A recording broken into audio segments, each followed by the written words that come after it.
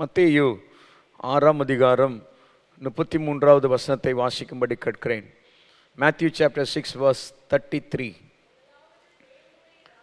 முதலாவது தேவனுடைய ராஜ்யத்தையும் அவருடைய நீதியையும் தேடுங்கள், அப்பொழுது இவைகளெல்லாம் உங்களுக்கு கூட கொடுக்கப்படும். கர்த்தருடைய வார்த்தையை கவனியுங்க. இது ஒரு நல்ல ஆசீர்வாதமான ஒரு வார்த்தை. இவைகள் எல்லாம் உங்களுக்கு கூட கொடுக்கப்படும். நீங்கள் எத்தனைக்கிற காரியங்கள் எல்லாம் உங்களுக்கு ஆண்டவர் தருவேன் என்று வாக்கு கொடுத்திருக்கிறார். தருவேன் என்று சொல்லவில்லை, கூட தருவேன் என்று சொல்லியிருக்கிறார். எல்லாம் சொல்லுங்க பார்க்கலாம், பக்கத்தில் சொல்லுங்க. தருவேன் சொல்லல, கூட தருவேன்னு சொல்லியிருக்கிறார். ஆனால் நம்ம என்ன நினைக்கணும்? 31வது வசனத்தை வாசிங்களேன். ஆகையால் எண்ணத்தை உண்போம், எண்ணத்தை குடிப்போம், எண்ணத்தை உடுப்போம் என்று கவலைப்படாதிருங்கள். எண்ணத்தை உடுப்போம் என்று கவலைப்படாதிருங்கள். இவைகளையெல்லாம் அஞ்ஞானிகள் நாடி தேடுகிறார்கள். இவைகளெல்லாம் அஞ்ஞானிகள் நாடி தேடுகிறார்கள். அப்போ ஆண்டவரே எனக்கு உட கொடுங்க, எனக்கு சாப்பாடு கொடுங்க, இதெல்லாம் ஆண்டவர் தருவதற்கான தேவன். கைகளை வைத்தலையிலேயே சொல்லிக்கிறீங்களா? நான் சொல்றது புரியுதா? இப்போ இதை கேட்குறவங்கள ஆண்டவர் என்ன சொல்றாருன்னா, நல்லா கவனிங்க. ஆண்டவர் என்ன சொல்ற, அஞ்ஞானிகள் தான்ப்பா இதெல்லாம் கேட்பாங்க. அஞ்ஞானிகள் தான்ப்பா இதெல்லாம் கேட்பாங்க. நீ அஞ்ஞானி இல்லைப்பா, நீ அஞ்ஞானி இல்லை. நீ செய்ய வேண்டிய காரியங்கள் இருக்கிறத நீ முறையா செய். சாலமோன் ஒரு மனுஷன் இருந்தான்ல. சாலமோன் 1 ராஜாக்கள் 3ஆம் அதிகாரத்தில் சாலமோன் ஒரு ஸ்தோத்திரம் மனுஷன் இருந்தான். அவன் செய்த ஜெபத்திற்கு ஆண்டவர் சொன்னாரு, ஸ்தோத்திரம்.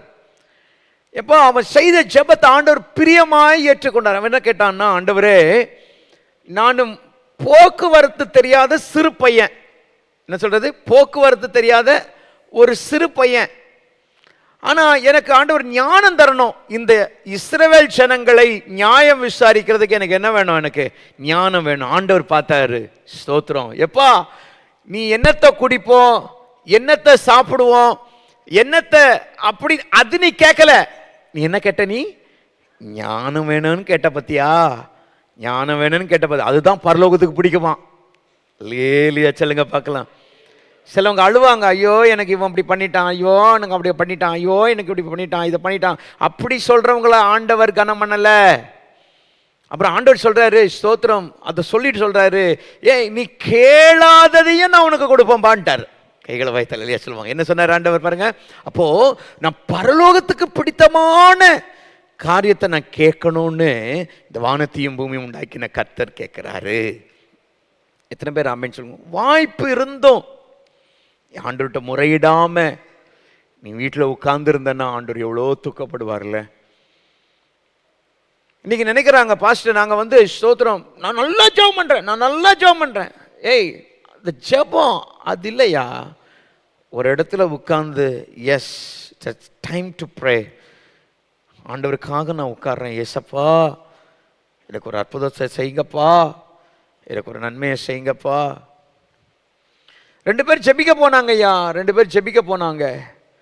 ஒருத்தன் எங்க ஸ்தோத்திரம் பரிசையும் உட்கார்ந்து ஜெபம் பண்ணான். இன்னொருத்தன் ஆயக்காரன் உட்கார்ந்து வாசல்ல, சபையினுடைய வாசல்ல உட்கார்ந்து ஜெபம் பண்ணான். யாருடைய ஜெபத்தை ஆண்டவர் கேட்டாரு? அவன் சிறுவயது முதல் கொண்டு எல்லாத்தையும் ஒழுங்கன் கிரமமா செய்தவனை ஸ்தோத்திரம், அவன் ஜெபத்தை கேட்கல, அவனுடைய ஆட்டிடியூடை பார்த்தார் ஆண்டவர். அவன் என்ன சொன்னான் தெரியுமா? அந்த ஆயக்காரனை போல இல்லை, நீ மனுஷனை கம்பேர் பண்ணி நீ ஜெபிக்காத. You know human being. அதனால தான் ஆண்டவர் சொல்றார், நீ மனுஷனை நம்புவதை பார்க்கலும் கர்த்தர் பேரில் பற்றுதலாயிரு. நீ மனுஷனை ஒப்பிடாத உன் வாழ்க்கையில. இவனை போல நான் மாறணும், அவனை போல, இயேசுவை போல மாறணும்னு கேளு. கைகளை உயர்த்தி ஹல்லேலூயா சொல்வோமாக. I have to live by Jesus, like Jesus. அதனால தான் பாடணும், கண்களை பதிய வைப்போம். எத்தனை பேர் ஆமென். நமக்கு வேதனைகள் வரும்போதெல்லாம் ஆண்டவர் பட்ட பாடுகள் மனசுல வரணும். ஆண்டவர் பட்ட பாடுகள். தேவனுடைய பிள்ளையே, ஆண்டவர் இந்த காரியத்தை கேட்க விரும்புகிறார். எத்தனை பேர் ஆமென் சொல்றீங்க? இந்த உலகத்தினுடைய காரியத்தை, முடிந்து போகிற காரியத்தை பேச வேண்டாம். இதுக்கு மேல ஒரு காரியத்தை ஆண்டவர் வைத்திருக்கிறார். அதை ஆண்டவர்கிட்ட கேட்கணும். எத்தனை பேர் ஆமென் சொல்றீங்க? அதை ஆண்டவர்கிட்ட கேட்கணும். அதுக்காக தான் ஆண்டவர் இந்த சத்தியத்தை வைத்திருக்கிறார். முதலாவது, தேவனுடைய ராஜ்யத்தையும் அவருடைய நீதியும் தேடுங்கள், அப்பொழுது இவைகளெல்லாம் உங்களுக்கு கூட கொடுக்கப்படும். இதை உண்மையா நீங்க தேட தேட இதெல்லாம் கிடைச்சிடும். எத்தனை பேர் ஆமென் சொல்றீங்க? இதெல்லாம் கிடைச்சிடும். சமாதானம் கிடைச்சிடும், சந்தோஷம் கிடைச்சிடும், நிறைவு கிடைச்சிடும், ஆசீர்வாதம் கிடைச்சிடும். எது? தேவனுடையதான ஆமென் அந்த பரலோகத்தையும் தேவனுடைய ராஜ்யத்தையும் அவருடைய நீதி வாஞ்சிக்கணும். ஸ்தோத்திரம், வாஞ்சிக்கணும். பரலோகமே என் சொந்தமே என்று காண்பேனோ என் இன்ப இயேசுவை நான் என்று காண்பேனோ. பரலோகமே என் சொந்தமே என்று காண்பேனோ. வருத்தம் பசிதாக மன துயரம் அங்கே இல்லை. வருத்தம் பசிதாக மன துயரம் அங்கே இல்லை. விண்கிரீடம் வாஞ்சிப்பேன், விண்ணவர் பாதம் சேர்வேன். விண்கிரீடம் வாஞ்சிப்பேன், விண்ணவர் பாதம் சேர்வேன். என் இன்ப இயேசுவை நான் என்று காண்பேனோ. பரலோகமே என் சொந்தமே என்று ஆண்டவர் நமக்கு இந்த உலகத்தில் வைத்திருக்கிற எல்லா காரியம், அழிந்து போகிறதான இந்த உலகத்தின் காரியங்கள் எல்லாம் நம்மளை கனம் பண்ணி தருவார். எத்தனை பேர் ஆமென் சொல்றீங்க? உங்க வீடு நிரப்பப்படுகிற பொருளினால கர்த்தர் ஆசீர்வதிப்பார். ஆனால் நம்முடைய விருப்பம் எதுவா இருக்கணும்னா, ஏசப்பாவா இருக்கணும், அவர் ராஜ்யமா இருக்கணும், அவர் நீதியா இருக்கணும். எத்தனை பேர் ஆமென் சொல்றீங்க? ரெண்டு கையை உயர்த்தி சொல்லுங்களேன். ஏசப்பா, உங்க ராஜ்யமா என் ஆசை இருக்கணும், உங்க நீதி என் ஆசையா இருக்கணும்ப்பா. எத்தனை பேர் ஆமென் சொல்றீங்க? உங்க நீதி எனக்கு ஆசையா இருக்கணும்ப்பா. பாருங்க, சங்கீதம் 11:7 வாசிங்களேன். சங்கீதம் 11:7 வாசிங்களேன். கர்த்தருக்கு மகிமை உண்டாவதாக. ஸ்தோத்திரம். கர்த்தர் நீதி உள்ளவர், நீதியின் மேல் பிரியப்படுவார், நீதியின் மேல் பிரியப்படுவார். அவருடைய முகம் செம்மையானவனை நோக்கி இருக்கிறது, அவருடைய முகம் செம்மையானவனை நோக்கி இருக்கிறது. கைகளை உயர்த்தி அல்லேலூயா சொல்லுவோமாக. அவருடைய முகம், ஆண்டவர், நம்முடைய ஆண்டவர் யாரு? நீதி உள்ளவர். கைகளை உயர்த்தி அல்லேலூயா சொல்லுவோமாக. அப்போ ஆண்டவர் யாரை பார்க்க வேண்டும் விரும்புகிறார்? செம்மையானவனை பார்க்க வேண்டும் என்று விரும்புகிறார், உண்மையானவனை பார்க்க வேண்டும் என்று விரும்புகிறார், நீதி செய்ய வேண்டும் அப்படி செய்கிறவனை விரும்புகிறார். துன்மார்க்கனை ஆண்டவர் விரும்பவில்லை, பாவம் செய்கிறவனை ஆண்டவர் விரும்பவில்லை. பாவம் செய்கிற ஆத்துமாவே சாவம் என்று ஆண்டவர் சொன்னார். தேவனுடைய பிள்ளையே, ஆண்டவருடைய வார்த்தை அது குகையில புடமிடப்பட்டது, 7 தரம் புடமிடப்பட்ட பரிசுத்தமானது. ஆண்டவருடைய வசனம் சொல்லுது, அப்போ ஆண்டவர் யாரை பார்க்க வேண்டும் என்று விரும்புகிறாரு? செம்மையானவனை பார்க்க வேண்டும் என்று விரும்புகிறார். கைகளை வைத்தால் ஏலியா சொல்லுங்க பார்க்கலாம்.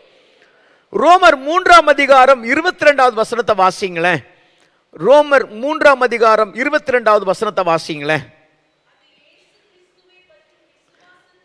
பலிக்கும் தேவ நீதியே, அது தேவ நீதியே, அது இயேசு கிறிஸ்துவை பற்றும் விசுவாசத்தினாலே பலிக்கும் தேவ நீதியே. தேவ நீதியே, அது இயேசு கிறிஸ்துவை பற்றும் விசுவாசத்தினாலே பலிக்கும். கைகளை வைத்தல் எலியா சொல்லுவோமாக. நீ ஆண்டவராகிய இயேசுவை விசுவாசித்து இருப்பனா தேவ நீதி ஆண்டவர் தருகிற தேவன். ஆமென். மனுஷனிடத்தில் நீதி இல்லையா? தேவன் வைத்திருக்கிற அந்த நீதி எனக்குள்ள கிரியை செய்யணும். கைகளை வைத்தல் எலியா சொல்லுங்க பார்க்கலாம். ஆண்டவர் சொல்லுகிறார், முதலாவது தேவனுடைய ராஜ்யத்தையும் அவருடைய நீதியும் தேடுங்கள். தேடுங்கள். Just find out. தேடு. அது தேட தேட தான் கிடைக்கும். ஒரு பொருளை தேடணும்னா எப்படி தேடுவீங்க? ஒரு வெள்ளி காசு காணும் அப்படின்னு சொன்ன எப்படி தேடினாங்க? எப்படி தேடினாங்க?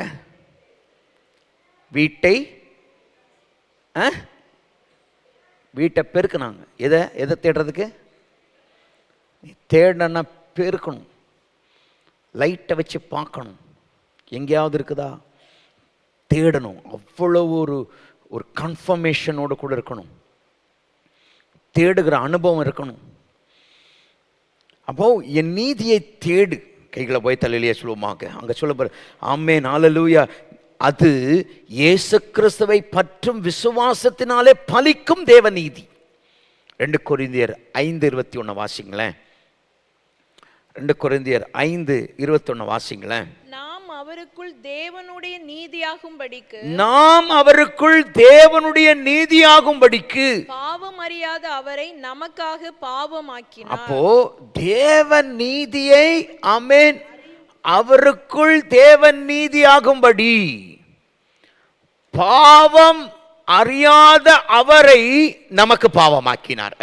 கைகளை வைத்த லேலியாச்சல். அதான் தம்முடைய குமாரனை விசுவாசிக்கிறவன் எவனோ அவன் கெட்டு போகாமல் நித்திய ஜீவனை அடையும்படிக்கு அவரை தந்தறி இவ்வளவாய் உலகத்தில் அன்பு கூர்ந்த தேவன். அல்லேலூயா.